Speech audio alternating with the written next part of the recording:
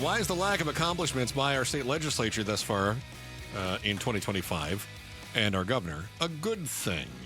Before we get to that, real quick, Governor Hobbs is going to be on tonight. She'll be, I think, in studio, right, with Outspoken at 5:30 with the boys of Outspoken. 5:30, the governor will be here, and you will hear from her exactly why it is there's a lack of accomplishments. So the lawmakers haven't done much. Lori Roberts, who's a columnist with the Arizona Republic, who I just love her writing, and she does lay out the case that they haven't done squat. The few things that they have done, she agreed with one or two of them and disagreed with some of the others. But she's also confident, and we'll talk more about this, she's confident that the Diamondbacks will get their legislation passed. So don't worry. We're going to get the $1 billion to the Diamondbacks. Might not be able to figure out how to pay teachers, but don't worry. Diamondbacks are going to get their $1 billion. So I don't think it's a bad thing that they've accomplished relatively little. Why don't you think that's a bad thing? So you and I have this argument all the time. You say, we elect them to do things. No. Yes-ish. Okay. So I think too often what happens is we demand that something has to be done. Even Lori Roberts' whole article is, they need to do something. Mm-hmm. But then when that something is done, we complain about that something. Mm-hmm. And to what Lori Roberts, the opinion columnist at the paper said, she says, I mean, they got the Axon bill passed, but she hates the Axon bill. Yeah. Well, yeah, but you got to give them credit for doing something. If we slow down and be more deliberative, I got to tell you, that's refreshing. I love boring politics. So discussion and debate. You like that? Yeah. Yeah. I mean, the exact reason I like to see a politically divided government is that it means we're pushed towards some sort of compromise. These are the checks and balances, and I approve. If we had a unified government, in other words, you've got everyone in the House, the Senate, and the governor's mansion are all of the same party, we see these big swings to the ideologues just to appease them. And Roberts is frustrated that there's this logjam. And she sees the stagnation as a sign that nobody's willing to engage in compromise. And that's a fair critique. All right, they're not really engaging. And we know that the GOP is throwing bills at the governor that they know she's going to veto, right? And they're doing it to score political points.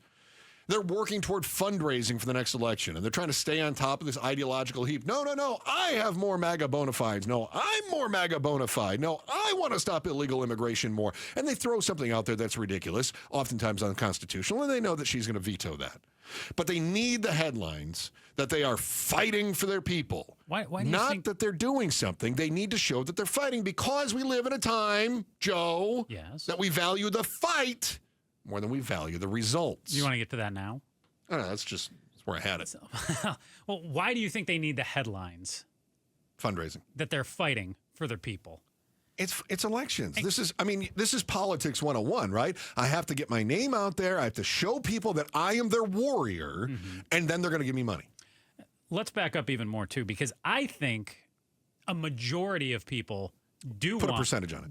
I'm going to say 2/3. No. If we roughly go Republicans, Democrats, Independents, a third each bucket, roughly 2/3 will say that they want things to just be one way. The problem comes in is when you say, well, okay, now which way is that? You're going to get the 50-50 fight and the tug of war over which way it's going to be. They will not agree on what that looks like at all.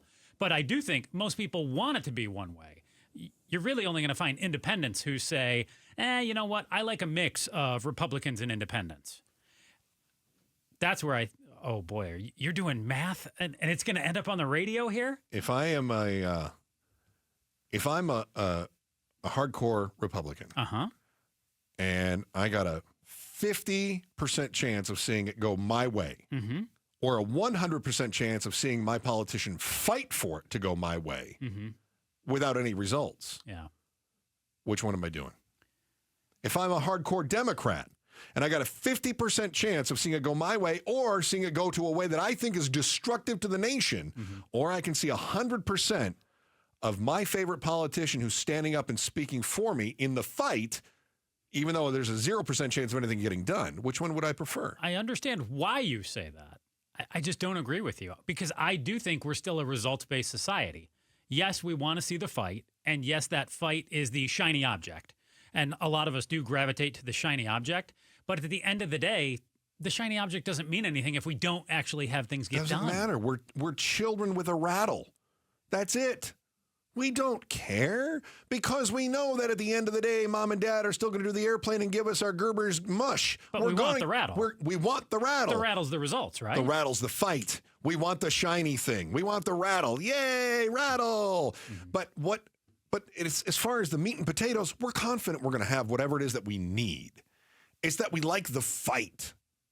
I like the fight. I like watching them fight. Donald Trump got elected based on what's he going to do for us? Fight, fight, fight. How many results has he accomplished? His deportations are below Biden's, right? He hasn't built any new wall, although it looks like some of that's going to get done. Mm-hmm. So none of that, as far as the tariffs, that's stuck in limbo. And what's it done to the market? It's up and down and up and down and up and down. And yet his supporters would say, we would say, how do you feel about the lack of results? And they go, results are great. He's fighting for me. I would argue that's why he lost his second term to Biden. The fight provides hope, right? Once you've seen it pass, hope is gone. Either you've gotten it or you don't have it, and you don't have any hope. That fight is about the hope. Joe, if it's 2 minutes left in the fourth quarter and the game is tied, is that better or worse than after the? You don't know who's going to win. The game is tied. Your team has the ball, and they're going down the field. They're at Ohio State's 40-yard line. Your Michigan Wolverines have a 1st and 10, 2 minutes left at Ohio State's 40. Okay. All right. Yeah. Now, Joe. Yeah. Is this the best part of the game? Maybe 30 seconds left. It's 4th and 10 at Ohio State's 25. The most exciting part. And they're down by 4. Mm-hmm. It's the most exciting part. It's the one that gives us the most gratification. But if your team wins, you celebrate. Hurrah! Then it was the best part. And if your team loses... Worst part. Worst part. Yeah. We are ready to go. But you watch the game knowing that you could have incredible disappointment or incredible joy. But it's the game that you want to see. It's the fight that the people, the wonks, want to see. They want that fight. Unless they're guaranteed win. Yes. If they're guaranteed to win, if it's my party that has the House, the Senate, and the governor's office, then I get to dance on the tears of all the people who disagree with me. Then it's all about spiking the football in the end zone. Sure. Right? Yeah. And honestly, Joe, are you more likely to watch a game that your team has a chance of losing, or more likely to watch a game where your team is a near lock to win? Would you rather watch Michigan, Ohio State, or Michigan versus Northwestern? Oh, of course, you always want the thriller. And Michigan, Ohio State's the big rivalry. So, yeah, that's traditionally looked at as the one you want to watch. Yeah.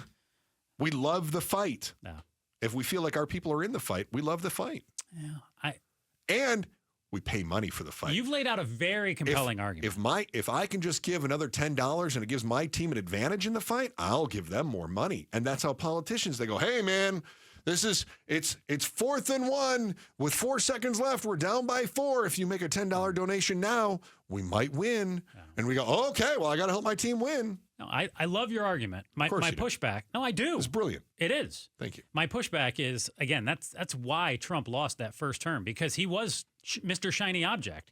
And enough of the American public said, hey, you're not getting results. We're going to go with this boring guy who's a throwback to how things used to be in Biden. Then they felt like he didn't get it done. And they went back to the shiny object in Trump again. Yeah. And I ultimately think that's why the GOP likely will not get, a second, extension of Trump's term here. Trump's termed out. I don't think they'll get another Republican because I think the American public is, again, going to go, whoa. So you picking Democrat 28? Yeah. Right now, if I have to pick, yeah. I like how you're just keeping a record. Yeah, Where do these things go? I got a file. Okay. Do I get credit when I get it right? Sure. Or only when I get it wrong? No. I just like to put you on the record. For a record, I have. Dang it! I don't know what I did with it. I had your IOU the other day of one bad dad joke. Your record keeping is terrible. You wrote it. You lost it. No, I actually have it. Did you steal it from me? No. I do have it somewhere. That'd be funny though. Thanks for watching The Chris and Joe Show. Click to see more from Chris and Joe and tap the button in the middle to subscribe to KTAR News.